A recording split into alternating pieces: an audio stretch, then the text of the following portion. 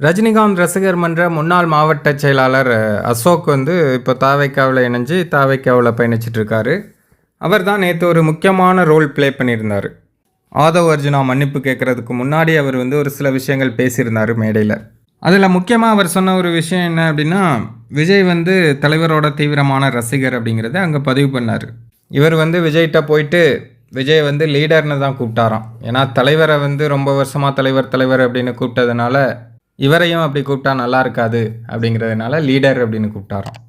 இவர் வந்து அதாவது அசோக் வந்து வால்பேப்பர்லேயே ரஜினி சாருடைய புகைப்படம் தான் வச்சுருப்பாராம். அப்புறம் வந்து நலத்திட்ட உதவிகள் தலைவரோட பிறந்த நாள் வர்ற அன்னைக்கு நலத்திட்ட உதவிகள் பண்ணிவிட்டு கோயிலுக்கு போய் சாமி கும்பிட்டு பேப்பர்லலாம் ஆடு கொடுப்பாராம். இது வந்து வழக்கமாக வருஷம் வருஷம் பண்ணுவேன், இதை இப்போவும் பண்ணிக்கலாமா அப்படின்னு விஜய்கிட்ட கேட்டாராம். உடனே விஜய் வந்து, என்னங்க எப்படி கேட்டீங்க, உங்கள் தலைவர் அவர் உங்களுக்கு மட்டும் தலைவர் இல்லை, எனக்கும் தலைவர் தான் அப்படின்னாராம். அப்படின்னு முன்னாள் ரஜினி ரசிகர் அசோக் வந்து பேசியிருக்காரு. அவர் உங்களுக்கு மட்டும் இல்லை எனக்கும் தலைவர் தான் அப்படின்னு விஜய் சொல்லியிருக்கார். அப்படின்னா இவர் லீடர் அப்படின்னு பேசுகிறத மட்டும் ஏற்றுக்கிட்டாரா என்ன? லீடரும் தலைவரும் ஒன்று தானே. தமிழில் தலைவர், இங்கிலீஷில் லீடர். அவரை தலைவர்னு கூப்பிட்டதுனால இவரையும் தலைவர்னு கூப்பிட்றதுக்கு ஒரு மாதிரி இருக்குது, அதனால் லீடர்னு கூப்பிட்டேன்னு இவர் சொல்கிறாரு. அவர் சரி ஓகே, நீங்கள் தலைவரை கூப்பிட்டு பழகிட்டீங்க, இனிய தளபதினே கூப்பிடுங்க அப்படின்னு சொல்லியிருக்கலாமே. தளபதிங்கிறது அவருடைய பட்டப்பெயர் தானே. சரி, அதை விடுங்க. அதுக்கப்புறமா ஆதவ் அர்ஜுனா பற்றி பேசுகிறாரு. அவர் வந்து தலைவர் ரஜினிகாந்த் அவர்களை பற்றி தவறாக பேசணுங்கிற நோக்கத்தில் பேசலை, திமுக அப்படி பண்ணுறாங்க அப்படிங்கிறத எடுத்துரைக்கும் போது அவர் வந்து அப்படி ஒரு வார்த்தையை யூஸ் பண்ணிட்டாரு. ஆனால் ஒட்டுமொத்த ரஜினி ரசிகர்களும் அதனால் தவறாக புரிஞ்சுக்கிட்டாங்க, கொந்தளிச்சிருக்காங்க.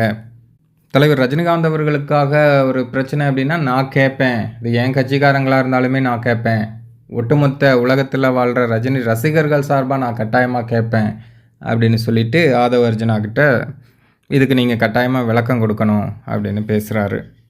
அதாவது ஒரு வேறு மன்றத்திலிருந்து புதுசாக சேர்ந்த ஒரு நிர்வாகி இந்த கட்சியில் இருக்கிற ஒரு முக்கியமான, அதுவும் மாநில பொறுப்பில் இருக்கிற ஒரு நிர்வாகியை பார்த்து மேடையில் வச்சுக்கிட்டே எந்த ஒரு புதுசாக சேர்ந்த ஒரு நிர்வாகியும் இப்படி பேசுகிறதுக்கு வாய்ப்பே கிடையாது. அதாவது முன்னாடியே அவங்க ஒப்புதல் இல்லாமல் இப்படி பேச முடியாது. இது எல்லாமே திட்டமிட்ட ஒரு ஸ்கிரிப்ட் தான் அப்படிங்கிறது தான் இப்போ சோசியல் மீடியாக்களில் நிறைய பேர் சொல்லிகிட்ருக்காங்க. நீ பேசு, தலைவரோட ரசிகர் மன்றத்திலேருந்து நீ வந்திருக்க, அதனால் நீ இப்படி சொல்லி அதன் பிறகு நான் மன்னிப்பு கேட்டேன்னா அது வந்து கொஞ்சம் ஓகேவாக இருக்கும், இல்லாட்டி ரொம்ப கௌரவ குறைச்சலாக இருக்கும் அப்படின்னு பிளான் பண்ணி இந்த மாதிரி ஒரு ஸ்கிரிப்டை ரெடி பண்ணியிருப்பாங்க போல். அது மட்டும் இல்லாமல் தலைவர் ரஜினிகாந்த் அவர்களுடைய ரசிகர்கள் வேறு ரொம்ப கொந்தளிச்சிட்டாங்க. ஏற்கனவே தாவேக்காவை போட்டு பொழந்துட்டுருக்காங்க. இந்த நேரத்தில் எலெக்ஷன் தேதி வேறு அறிவிச்சிட்டாங்க. இனி அவங்களோட ஓட்டு இல்லாமல் நம்ம எதுவுமே பண்ண முடியாது. இதெல்லாம் கருத்தில் வச்சுக்கிட்டு தான் அவங்க வந்து சரி அவங்கள கொஞ்சம் கூல் பண்ணியே ஆகணும் அப்படின்னு பகிரங்கமாக மன்னிப்பு கூட கேட்டுக்கிறேன் அப்படிங்கிறாரு. வருத்தம் மட்டும் இல்லை, மன்னிப்பு கேட்டுக்கிறேன் அப்படின்னு சொல்லியிருக்காரு ஆதவ் அர்ஜுனா. இது எல்லாத்தையுமே கனெக்ட் பண்ணி பார்க்கும்போது தலைவரோட ரசிகர்களின் ஓட்டுக்காக அவங்க இப்படி பண்ணியிருக்காங்க. தலைவரோட ரசிகர்களின் எதிர்ப்பை சம்பாதிச்சுட்டு யாருமே ஜெயிச்சதா வரலாறு கிடையாது.